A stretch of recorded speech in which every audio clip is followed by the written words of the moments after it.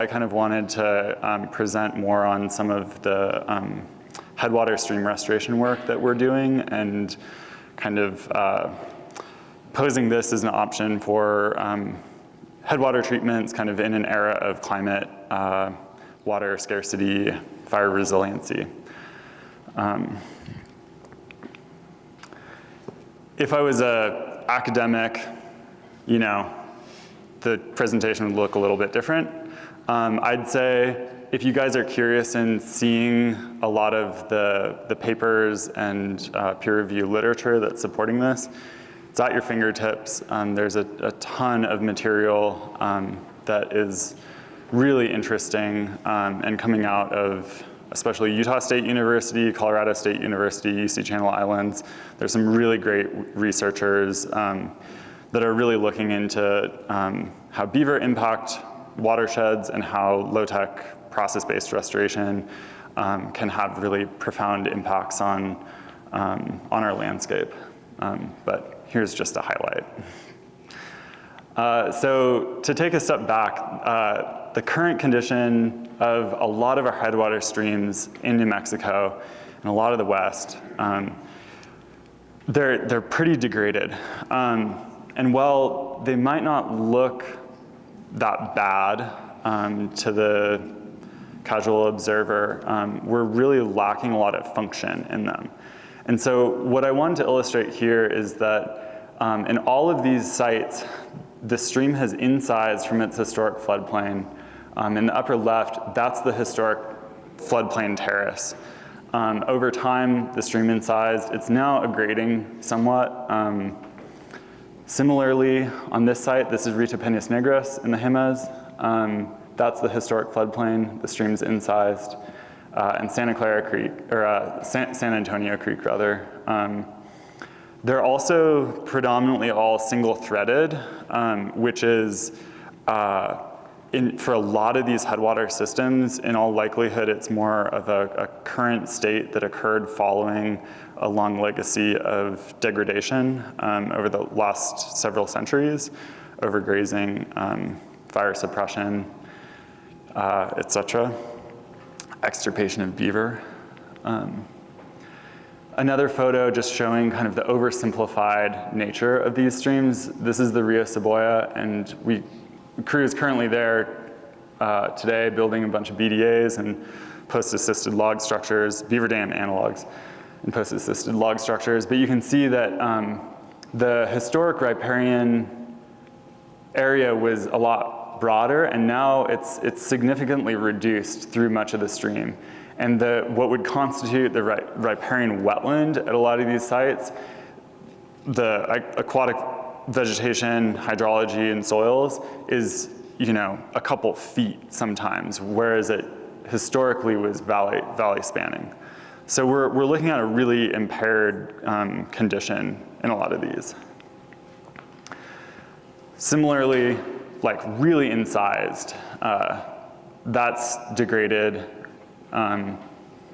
close to like 15 feet or so.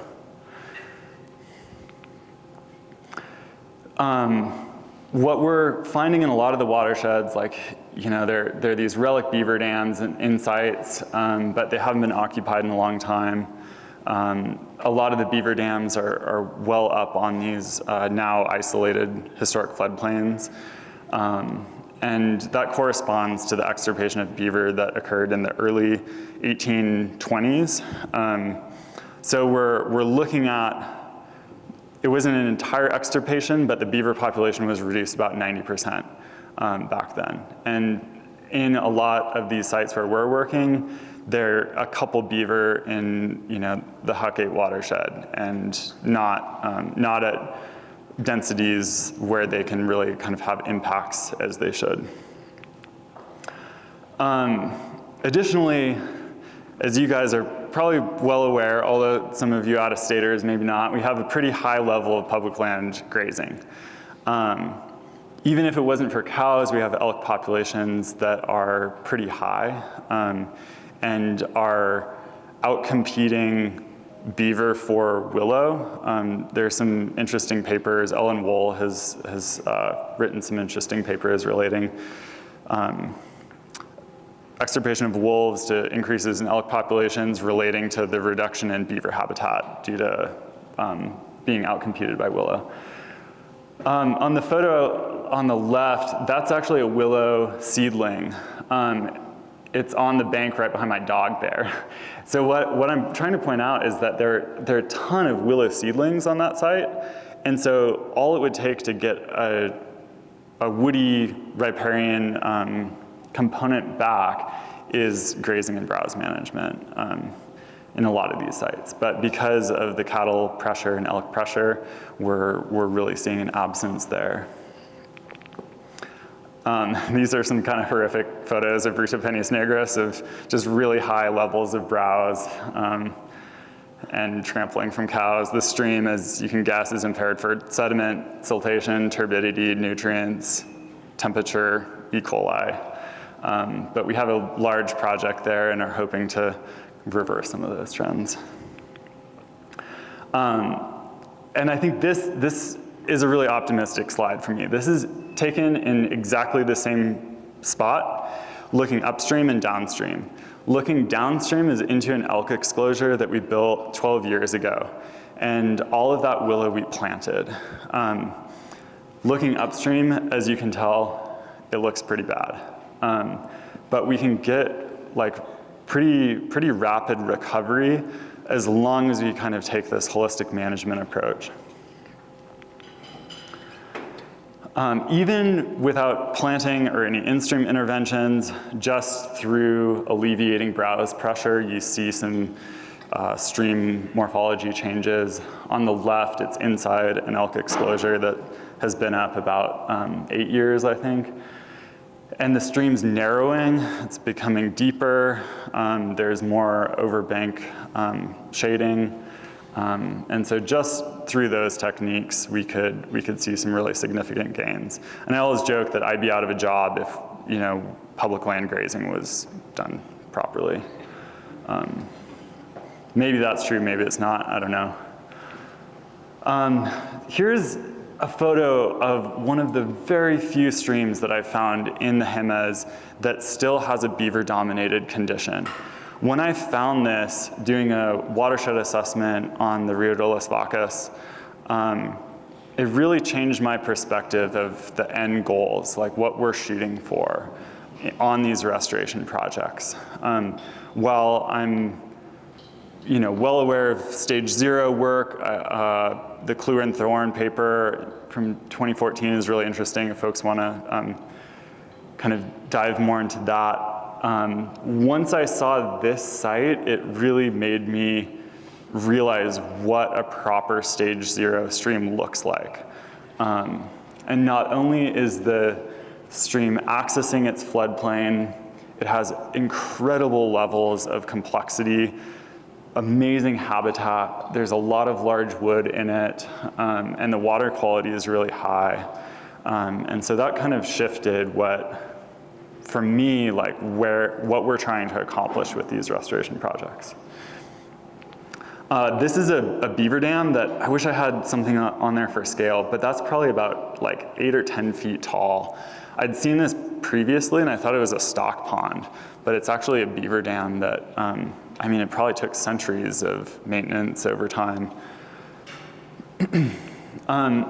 And another thing that I've found just through spending a lot of time in these forests is that as soon as you start walking on contour a few hundred yards up from the stream bottom across a hillside, if it's currently mixed conifer, what I found is that on the forest floor, there are a lot of old aspen stumps that have been chewed down by beaver. And so I think that suggests that both the fire regime was different to promote more aspen, but then also the beaver population, as we all know, was a lot higher a couple hundred years ago. So what are we going to do about it? This is kind of our general simplified approach. Grazing management through fence construction, willow, cottonwood, aspen plantings, and then the construction of in-stream structures. And sometimes the structures can look like post-assisted log structure where we're driving in post to kind of hold it in place. I was using a lot of full trees with the root balls because the root balls provide like really great stabilizing characteristics, nesting some of them into banks, etc. And then that's a load of willow. That was just one of like 4 or 5 loads that we planted 2 years ago in San Antonio Creek, just to kind of give a perspective of scale. The planting is really boring, but it's really effective. We're just spinning an auger drive for weeks on end, planting poles. But the way that we can achieve pretty high success is through being able to get down to the water table. And so, like I said, a lot of these streams are incised, but we're able to plant back on the historic floodplain because that's the goal of the project, is over time to get the water back up onto that floodplain. And we want to install willow breaks across that historic floodplain. And so we're able to drill and plant 8, 10 feet deep at sites.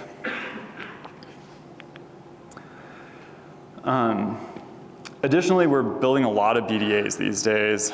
I know it's, yeah, you guys have probably heard a lot about the structures, but from my experience, they are really effective in these first, second, third order headwater stream systems. And we can build them really easily, really quickly, using strictly locally sourced material. At this site, this is Polvidera Creek on the north side of the Jemez. We're using wood that's just directly adjacent to the floodplain. A lot of times the forest is overstocked anyways, and so it's really convenient to kind of pair the in-stream work with this forest thinning component. Here's an aerial view of Polvidera. I was trying to illustrate some of the structure densities, but we have a series of pals here and a BDA.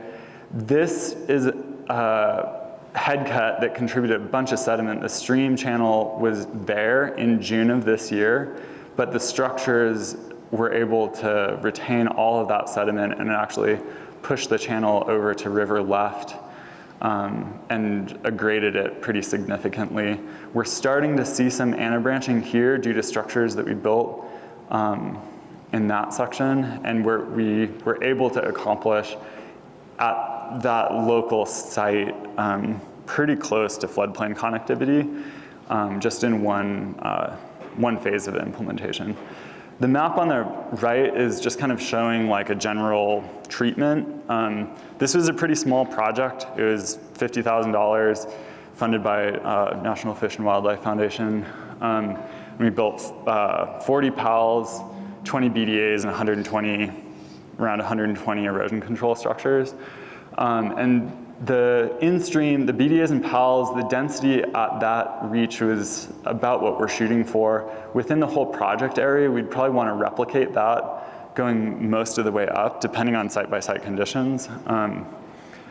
But kind of what I wanted to get at here is like the pattern of treatments that we should be looking at is going to scale and treating not only in-stream issues, but the erosion control issues on the hillsides. And then ideally, like working with land managers on coming up with systemic changes to grazing and browse management. This is on San Antonio Creek. It's a really cool site. If you guys haven't seen it, go check it out above the hot springs. We got some really good flows this year, and it was neat to see how the structures functioned with that hydrograph. One of the kind of guidelines or like parameters of process-based restoration is like we're using the natural processes to accomplish the restoration goals. Instead of burning diesel to create a scour pool and a multi-threaded channel or whatever, we're providing the stream with the ingredients, and then the hydrograph accomplishes those goals. And so what we saw here is this woody complex that I put in last fall created this big gravel bar and island and scoured underneath and created a really deep pool and some really good fish habitat. And all it took was harvesting some trees and placing them in the stream. It's a little bit more nuanced than that, but it's pretty simple, and it didn't take a lot. The BDA on the left, it was built 3 years ago, and then this last spring, the high flows caused this cut bank to form, which kind of at a surface level, it looks bad. It's an exposed cut bank, created erosion, but on a reach scale, all of that material was captured downstream, and we're using it to help agrade the channel to create that floodplain connectivity, which is one of the goals of the project. Additionally, it created a multi-threaded system, and we actually have water going out onto the historic floodplain on river left there. So it's kind of a neat site. It looks a little ugly after that erosion that we experienced this spring, but it's still functioning really well. Here's some more photos showing a BDA facilitating that overbank flows onto the historic floodplain. The channel is about, before the implementation, the channel is maybe like 3 or 4 feet down, and the channel is like right in here, I think. And so this structure helped connect the stream with its historic floodplain. On the right, that was an overly straightened reach, and so we were trying to facilitate more meandering and lengthening, as well as that floodplain connectivity. And so you can see how those woody structures were kind of forcing the stream over to river left. Similarly, this BDA was really creating a lot of floodplain connectivity. This one was adopted by a beaver like 3 weeks after we built it, which was really neat. Put it in, I was kind of like, oh man, that one's really tall. And then a beaver came in and built it up another like 6 inches. And I was like, all right, that's, the beaver did it, we didn't. The Army Corps is below the ordinary high water mark initially, and then the beaver put it over. But in your guidelines, that's okay.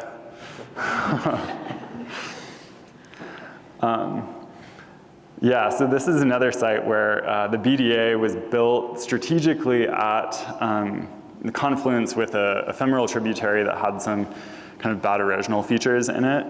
And we really wanted to use that sediment because similarly in size system, we want to help build up the stream bed. And so as you can see, as the sediment hit the channel, instead of it just being sheared off and transported downstream, we're capturing that locally. It also is creating really great fish habitat. We're seeing a bunch of reds form both upstream in this sediment plume and then downstream, different particle size, but it was working well. Can you define what a red is for some? A red is it's a spawning site for salmonids. Yeah. Yeah, so this photo I took a few weeks ago. I was up there doing some monitoring, and it was really neat to see that we were getting natural recruitment of cottonwood and willow just downstream of this BDA. And before this project, there was basically no willow in the whole reach due to that legacy of grazing. And we've planted a bunch on this stream, and with that, combined with the elevation of the water table and then these natural processes that allow for these point bars to begin forming and gravel sorting to occur, we're starting to actually see natural regeneration in the reach, which is pretty neat. Some of the species, Bebb's willow especially, and a few other kind of willow species are more associated with beaver. And they're also present on the reach, but we haven't seen kind of the pond construction and then drainage, which allows for more of those willow species to propagate. So the relevancy for this type of restoration and beaver habitat, beaver in general, in a post-fire context is huge. Dr. Emily Fairfax out of UC Channel Islands is doing some really great research on how beaver complexes can be really important not only refugia for wildlife and livestock during wildfire, but also act as natural fire breaks, water filtration systems.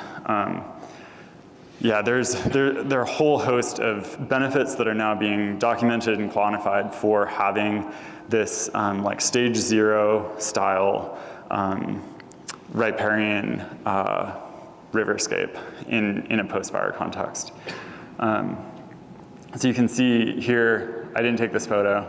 I think it's from Idaho. But in the area where there wasn't a beaver complex, a lot of the riparian footprint burned. And then within the beaver complex, as you can see, it looks really good. There was also a measured temperature gradient where within a beaver complex during wildfire, it only got up to like 105 or something, which is definitely survivable. And outside of it, it was like over 200 degrees and perishable. There's a study out of England last year looking at sediment accumulation behind beaver dams, and it found that individual beaver dams can hold 7.8 tons of sediment, or can capture 7.8 tons of sediment per year per dam. So that's pretty significant. I know in Santa Clara we're talking about just massive volumes of sediment, and so it's not something that is like the end-all be-all solution here, but potentially were there intact beaver complexes in the headwaters of San Antonio Creek, it might look a little bit different. This is from the low-tech PBR manual. If folks haven't checked it out, I definitely recommend it. It's nothing else, it has a lot of great hyperlinks to some of these articles. And I always kind of get sucked into those rabbit holes when I go to check on something. But yeah, just really supports that beaver complexes in a stage 0, like fully functioning floodplain, can be really important tools in increasing resiliency, landscape scale resiliency in a fire context. And going back to one of our projects on San Antonio Creek, you can kind of see that we're starting to get that wetting. This is a lot of Juncus balticus that's coming in, the dark vegetation. And before the implementation, this was all upland vegetation. Same thing here is all upland vegetation. We're starting to see that transition more to a facultative wetland vegetation community. We haven't quite gotten that full-on floodplain access yet, but things are improving and we're getting a little closer to it. We have some shallow groundwater wells at this site, and through the course of the project, the groundwater table has increased on average 37 inches, which is pretty significant. So it's, and all through a beaver dam, large wood, beaver dam analog, large wood treatment. Here's a before and after.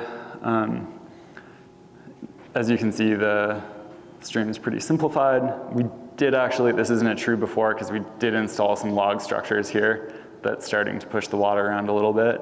But that's the historic floodplain. The excavator's up on the historic floodplain. And then in this photo, you can see that we're getting a lot more vegetation growth. These are some willow that we planted. And then the stream is starting to meander a little bit more. Before, pretty simplified. It's basically just a big riffle complex. Maybe a little bit of a pool there and a little bit of a pool there. And then after, and this is with the installation of one BDA.